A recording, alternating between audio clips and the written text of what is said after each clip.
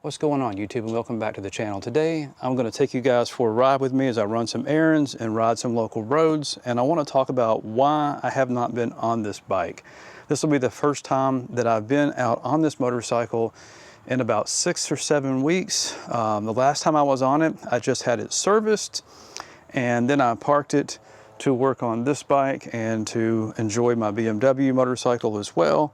But I'm looking forward to getting back out on it, but I really got to talk to y'all about some stuff, so let's get into it. So before I get into the thick of my concern about this bike, I want to talk about why I bought it in the first place. It'll help frame it up. So I bought this bike because I wanted something small and fun, something I could throw around on a track and a back road at speeds that were not going to theoretically kill me, although motorcycles are dangerous, y'all. You can die any speed. Ride at your own risk. I do not endorse you riding a bike. And anyway, wanted to have a good time while learning and improving my riding skills. I've been riding a long time. I've never spent a lot of time focusing on improving skill. I just enjoyed being on the bike, whatever bike it was, Harley, dirt bike, dual sport, whatever. I just didn't care. And this bike, compared to like a Ninja 500, it offered a unique value proposition. Although it's very poor value for money on paper, the engine is very unique. As of the time this video was recorded, there are no other 400cc inline fours on this planet that are currently produced and available here. Now, I hear that's going to change with the new Honda. They've got a CBR 400RR or something like that in the works.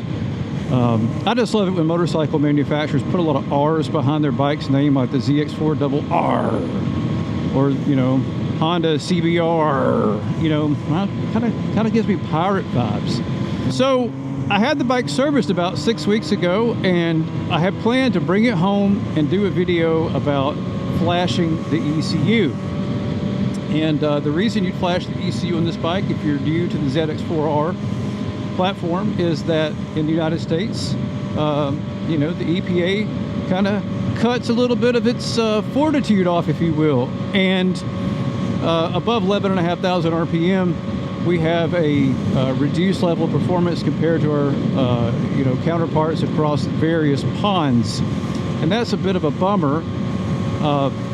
I feel like most people that buy this bike know this already, and most people that buy this bike understand what they're getting into in terms of needing to flash it if they live here in the States. Most of us are willing to sign a piece of paperwork and promise that we will absolutely use this bike with the Flash The ECU in an off-road environment, track environment only. And of course, that's what I would do. And flashing the ECU actually, in many ways, is healthy for a motorcycle. They typically run a little bit richer, which means that your EGTs are a little bit lower. But that said, my dealer was very specific and very blunt with me when he told me, do not flash this bike, you will void all of your 1-year warranty. And I realize that dealerships have to tell you stuff like that, like don't flash your motorcycle. I understand that. That's their job. They sign up for that.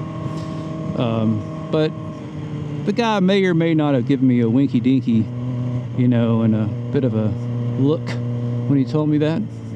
I think he knew deep down what I was going to do with this motorcycle.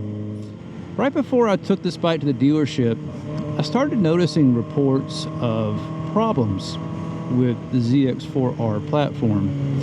Now, I'll admit to y'all, I did not do my research about potential problems with this bike. It's a Kawasaki. You expect to hear about fundamental issues with European bike platforms, specifically some Italian brands. God, those bikes are beautiful, but come on, we all know that they have some issues. And I feel like some of the bikes built in China also tend to have more issues than the average bike, at least at the time this video was recorded. I have owned a Chinese-built KTM, and as much as I loved riding that bike when it ran, the fact that I have to say when it ran is a bit of a problem. So as the bike sat in the shop, I read up on it, you know, and I read that there were some engines on this bike platform that were failing. And it struck me as odd because I thought that Kawasaki would know. You buy this bike, it's got a 15,000 RPM redline. They have a Ninja 500 sitting right beside it on most showroom floors. That bike does not have a 15,000 RPM redline. The horsepower figures on both bikes are pretty much the same. Here in the United States, the torque numbers on the 500 are pretty much better, or are better. Why would you buy this bike? You buy it to spin it up to the flipping moon. I mean, that's the whole point. Otherwise, why make it? It's not any faster than the Ninja 500 in the factory state. Yeah, it looks a little nicer, it sounds a little nicer, but most people aren't going to pay a $4,000 premium for slightly better looks and slightly better sound when the 500 is arguably the better bike on the street in most circumstances. You buy this for the experience, for the feel. You buy it for the sound of the inline four, having its neck rung. You know, that's why you do it. So I don't buy into this argument that some have made that don't spin your bike up to the red line. Y'all, that's why this bike is here, to spin it up. So digging into the engine failure thing a bit more, I noticed that there have been a couple of technical service bulletins and or recalls on this bike. One of them involves the alternator and something about an alternator part or cap or something to that effect coming loose. And I imagine that's not good for your engine and or your alternator.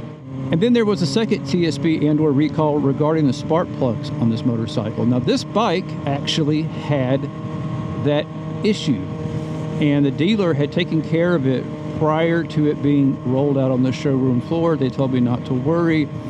You know, we've dealt with it. It's no big deal. You're good to go. Have fun.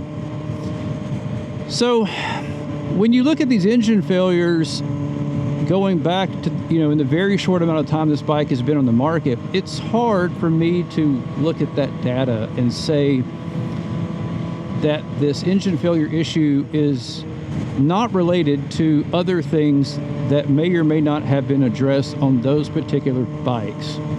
You know, I have no idea when I read a report of this if the owner has had their spark plug situation sorted out, or if the owner has had their alternator situation sorted out. I've also read about problems with something about the head gasket or the heads leaking and some associated detonation. I was not able to find the TSB on that, but that issue may be floating around out there too. All that aside though, let's assume that all of those things have been addressed on the bikes that have failed. These failures that we're seeing pop up on this bike, they're catastrophic failures. They're not small, you know, oh, it's $1,000 deal kind of failure. It's total loss. The engines will have holes in the crankcase. There's been a motorcycle by a very vocal person on Facebook who actually started a ZX4 failure group. His bike caught on fire on the track, and that's terrifying. But even if your bike doesn't catch on fire, an engine failure is terrifying, period. I mean, for those of you all that never really thought about it, if your back tire was to lock up because the engine seized, you're pretty much going to have an off-bike event. A sudden stop of the rear wheel is not a good time. We have anti-lock brakes for a reason. We have a slipper clutch for a reason on the back of this bike. Now, I've never had a situation where the slipper clutch has had to deal with the engine not moving and the rear wheel moving at a much greater speed, say an average of 60 miles an hour. I'm sure hoping that the slipper clutch would prevent some kind of, you know, awful incident or accident. But I don't know. Maybe it would. Maybe it would not. I don't know that, you know, engine failure was in the slipper clutch's original design criteria of things it was meant to mitigate or enhance. So there are problems with this bike. How is Kawasaki dealing with it? Well, the first two problems that I've mentioned, the alternator issue and the spark plug issue, Kawasaki issued some kind of TSB and or recall, and they owned it. They owned the issue. And that's the way anybody should deal with their problems when they're selling something to the public. They should own the issue, own the narrative, reassure people. But in this situation where we have these catastrophic failures, it doesn't appear that they're really owning it. Now, they're happening all over the globe, which to me means that it's not necessarily engine tune related. Now, I imagine somebody could get a bad tune on their bike and that could cause a problem. But you know, the bikes overseas, they're not gutted above 11,000. So those people are regularly in that 11 to 15,000 RPM range having a hell of a good time. And they're losing their engines overseas too. And it's been reported on the forums and on Facebook that Kawasaki has been selectively dealing with this problem. In other words, they'll reach out to somebody, they'll offer them a repair, even if their ECU has been flashed in some cases. And sometimes that person takes their post down. They just delete it.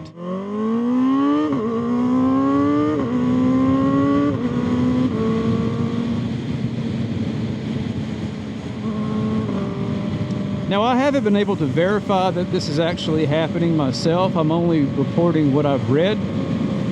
I have started to screen grab reports of the failure so that I will be able to hopefully find an example where this has happened. But y'all, what should we do? If you own this motorcycle and you spent a good 10 G's or more on it, what should we do? I don't think it's fair to us to put up with a manufacturer not addressing our concerns. Maybe our concerns are overblown. Maybe this is not as big of a deal as we think it is. Although, given the very limited number of these bikes that are out there, the fact that we're seeing a fair number of reports of this problem that seems to be related to the, connecting rod 2 and 3, it's troubling. Now, Kawasaki has a customer service number, and I'm going to splash that up on the screen right now. And I plan to give them a call and just tell them, say, hey, look, my bike seems to be fine, but, you know, I spent a lot of money on this thing, and I want to have a good time on it. I want to have a long, long relationship with this bike. I don't want it to be a one-year purchase. Can you at least log my concern and keep me up to date?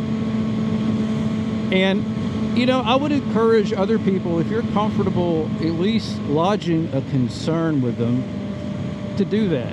I feel like that is a healthy thing to do for a manufacturer to know that we have concerns. And hopefully that might encourage Kawasaki to at least issue a statement that there is or is not a problem, or that they have found a problem and it's on a limited number of bikes, or there's some correction, you know, that's going to happen. And perhaps for us United States that have a extremely short warranty period of 1 year compared to some of y'all overseas that can get up to 3, maybe they'll you know, support us for more than a year. I feel like that's reasonable to ask for a bike that seems to have a known problem. I mean, I trusted Kawasaki with my money. I trusted them to the point that I didn't research the bike from a reliability standpoint. And I thought that, you know, Kawasaki was a quality brand, and I'm not saying that they're not. But I want them to stand up and act like it. And I realize that with the internet, things get out of control really quick. If you follow politics in the United States, this is no surprise to you. But, you know, there does seem to be some photo evidence backing this stuff up, and some limited number of videos backing this up. And I want to know. And if you've had a problem with your ZX4RR, it's failed, let us know in the comments. We want to hear about it. And y'all not being able to flash this motorcycle, it really took the shine off of owning it to some degree. I'm enjoying it today, just talking with you guys and zipping around here in the country, but it's really a bummer that you can't uncork what this bike was actually designed to do. I feel like I would have been better off saving my money perhaps on a Ninja 500 and getting all of the power and all the torque up front, or perhaps I should have spent this amount of money on the new Suzuki sports bike, although that bike is a little bit heavier than this bike, which is a bit of a bummer. Not that this bike is a featherweight. So y'all, what to do? There's about 3 different options that I could exercise in this situation. Option number 1, sell the bike under warranty. You know, with the bike being under warranty and not being flashed, somebody that buys this bike, they won't have a lot of concern about if they'll be made whole if the bike experiences a catastrophic engine failure. It presents the least amount of risk to me on the sell side in terms of, you know, a stigma that could cause additional depreciation, but I'm obviously going to take a hit. That's option 1. Option 2, keep the bike, don't flash it, ride the living wheels off of it for a year, try to make the issue, if it exists, present itself, and then get a warranty claim that would hopefully include an actual fix. After that, flash the bike. That's option number 2. That has some risk in that if Kawasaki does not own up to this issue within a year, and if it continues to happen with people's bikes, I'm afraid this bike is going to have a bit of a stigma. But the flip side of that coin is somebody may argue that because this bike hasn't failed and it's been thoroughly, you know, broken in and shook down, that the risk is diminished. I don't know if I buy that, but I can see how somebody might make that argument. The third option, y'all, is go ahead and flash the damn bike and roll the dice. You know, Kawasaki has warranted some bikes that have been flashed, even though the dealer told me not to do it. I feel like they're doing this because they're concerned about, you know, the masses revolting, but there's no guarantee that they would fix mine if the problem presented itself. One would hope that if enough bikes fail, even if mine is one of them, at some point Kawasaki would own it and make good on it, but who knows? I mean, there really is no way to predict at this point if that would happen. So, there's your 3 options that I pointed out. If there's a 4th option, let me know. And I'd also love to hear from y'all what option you think I should take. 1, 2, or 3. To be honest with y'all, I'm kind of leaning towards 3. Just go with it. Look, I'm not a rich man. I'm a single middle-aged guy that doesn't have any kids, so I do have some disposable income. But 10 G's, that's a lot of money, y'all, to just flush. And if this bike fails catastrophically, that's 10 G's that's just gone. You know, if Kawasaki doesn't make good on it. And it makes me a little nervous. I would lose at least $2,000 probably on the transaction, maybe 3 if I decide to swap into something else. And to be honest with you, there's nothing else at this exact moment that I really want to swap into. There's just not. Now, fast forward to when the new Honda comes out. Yeah, I think I'm kind of trusting Honda these days a little more than I am Kawasaki, just because of how Honda addresses their issues. And yo, I sincerely hope that Kawasaki will do the best thing, which is to talk about it. I realize there are legal liabilities there, but I'm sure they have a lot of lawyers, and I really want them to just talk about it. Acknowledge that there's something going on, and it's either systemic or not systemic. I would just feel so much better about the bike, and I'll be more passionate about the bike again if Kawasaki would do that. So Kawasaki, if you're listening, please just say something. Let us know. Let us know you're going to take care of us. So that's it for this video, y'all. If you like this video or you found it helpful, please smash that like button, and even better, go ahead and subscribe. I really need the subs to get this channel over 1,000. It'll help this content and this issue with this bike find more people that need to find it.